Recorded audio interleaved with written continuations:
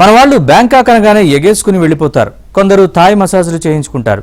అయితే అలాంటి వారు ఇకపై జాగ్రత్తగా ఉండాలి. ఎందుకంటే బ్యాంకాక్లో వీడియో తీసి బ్లాక్మెయిల్ చేసే ప్రమాదం లేకపోలేదు. సీనియర్ బౌద్ధ సన్యాసులతో సెక్స్లో పాల్గొని ఆ వీడియోలు చూపించి బ్లాక్మెయిల్ చేసింది ఓ కిలాడి. 102 కోట్లకు పైగా డబ్బు వసూలు చేసి జల్సాలు చేస్తున్న ఆమెను థాయిలాండ్ పోలీసులు అరెస్ట్ చేశారు.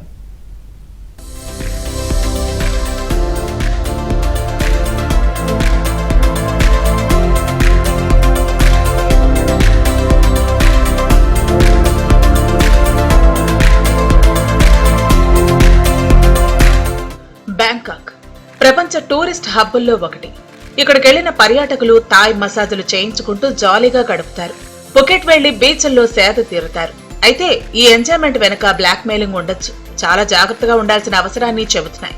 ఈ మధ్య జరిగిన కొన్ని సంఘటనలు drugs, sex, money laundering Bangkok లో సర్వసాధారణమైపోయింది.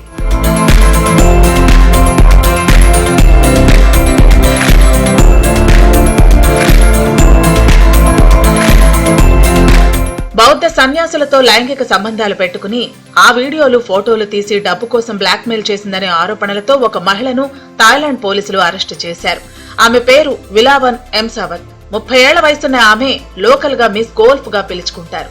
ఈమె 9 మంది బౌద్ధ సన్యాసులతో శారీరక సంబంధం పెట్టుకుంది. 3 ఏళ్ల నుంచి వీడియోలను బయట పెట్టేస్తానంటూ వారిని బ్లాక్మెయిల్ చేసి 102 కోట్ల రూపాయల వరకు వసూలు చేసిందని థాయ్ పోలీసులు తెలిపారు. సో ఇక్కడ విచిత్రకరమైన విషయం ఏమంటే బ్యాంకాక్ ఈ సపోజ్ టు బి ది ఇట్లాంటి దానిలో బ్లాక్మెయిల్స్ జరగవు, సేఫ్ అనేది వింటుంటాం మామూలుగా.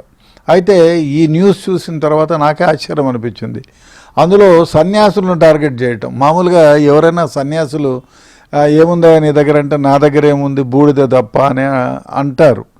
అంత తప్ప అటువంటి వాళ్ళ దగ్గర 100 కోట్లు, దాదాపు 9 మందినో 8 మందినో ఆమె దాదాపు 80,000 ఫోటోలు, వీడియోలు తీసి వాళ్ళను బ్లాక్మెయిల్ చేసి 100 కోట్లకు పైగా వాళ్ళ దగ్గర నుంచి పిండుకుందంటే ఆమెను గురించి నిజంగా ఆలోచన చేసుకోవాల్సింది. గిన్నీస్ బుక్ ఆఫ్ వరల్డ్ రికార్డులో ఆమెను చేర్చాల్సింది.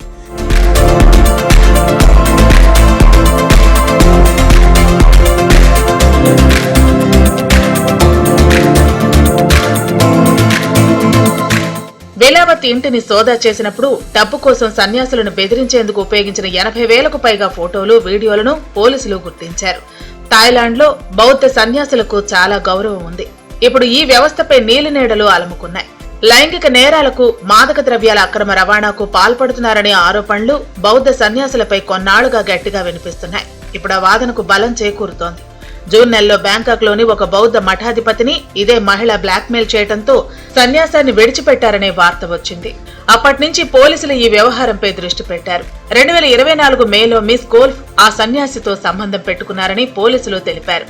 ఆ సంబంధంతో ఒక బిడ్డను కంది. ఆ బిడ్డను తనకు తాను పెంచుకునేందుకు 1,84,00,000 రూపాయలకు పైగా డిమాండ్ చేసింది. ఇతర సన్యాసులు సైతం ఈమెకు డబ్బును ఇచ్చారు. ఈమె అకౌంట్ లో పడ్డ డబ్బులన్నింటినీ విత్డ్రా చేసుకుంది మిస్ గోల్ఫ్. కొంత డబ్బుతో ఆన్లైన్ జూతమాడింది. నార్త్ బ్యాంకాక్ తో విలాసవంతమైన జీవితాన్ని గడుపుతోంది. మిస్ గోల్ఫ్ ఇంట్లో దర్యాప్తు అధికారులు సోదాలు చేసినప్పుడు ఆమె ఫోన్లు స్వాధీనం చేసుకున్నారు. ఆమెపై దోపిడీ, మనీ లాండరింగ్ లాంటి కేసులు పెట్టారు. బ్యాంకాక్ వెళ్లే వాళ్ళు ఇటువంటి వాళ్ళ చేతుల్లో పడితే డెఫినెట్గా మన దగ్గర ఉన్నా లేకున్నా బట్టలతో సహా ఊడబెరుక్కుంటుంది. కాబట్టి బ్యాంకాక్ వెళ్లే వాళ్ళు ఈ కెమెరాలు, ఫోటోలు, వీడియోలు కొంచెం జాగ్రత్తగా ఉండడం ఉత్తమం. అదే కాకుండా ఇటువంటి వాళ్ళు తర్వాత మీ జీవితాన్ని, మీ కుటుంబాన్ని, కుటుంబ వ్యవస్థని నాశనం చేసి బ్లాక్మెయిల్ చేసేటువంటి ఆస్కారం ఉంది. కాబట్టి బ్యాంకాక్ వెళ్ళే వాళ్ళు ఎవరైనా కొంచెం జాగ్రత్తగా, ఇటువంటి వాటికి దూరంగా, మీ గుల ఉంటే కూడా తగ్గించుకొని, ఇటువంటి వాళ్ళు ఉంటారు. BBC న్యూస్ ఇది కాబట్టి it is authenticated news.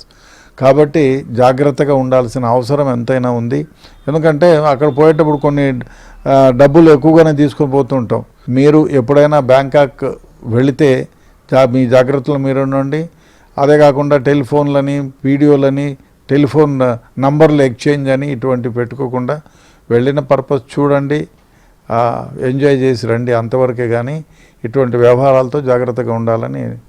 Thai బౌద్ధ మత పాలక సంస్థ సుప్రీం కౌన్సిల్ సన్యాసుల నిబంధనలను సమీక్షించేందుకు ఒక ప్రత్యేక కమిటీని ఏర్పాటు చేస్తామని థాయ్ ప్రభుత్వం ప్రకటించింది. నియమావళిని ఉల్లంఘించే సన్యాసులకు జరిమానాలు, జైలుతో పాటు కఠిన శిక్షలపై ప్రభుత్వం కూడా ఒత్తిడి తెస్తోంది.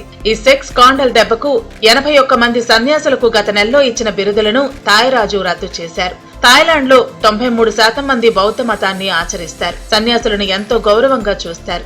అయితే నానాటికి వారి ప్రతిష్ట దిగజారుతోంది. బౌద్ధ సన్యాసులు సైతం స్పెషల్ ఫ్లైట్లలో తిరగటం, విలాసవంతమైన జీవితాన్ని గడుపుతుండటం థాయిలాండ్ లో తరచూ వివాదాస్పదమవుతోంది.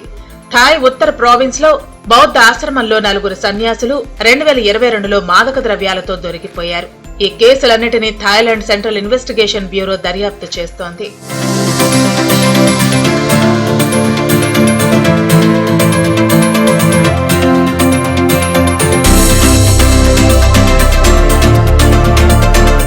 థాయిలాండ్ సీనియర్ బౌద్ధ సన్యాసుల అరాచకాలను ఎవరైనా బయటపెడితే వారిని టార్గెట్ చేయడం సర్వసాధారణం.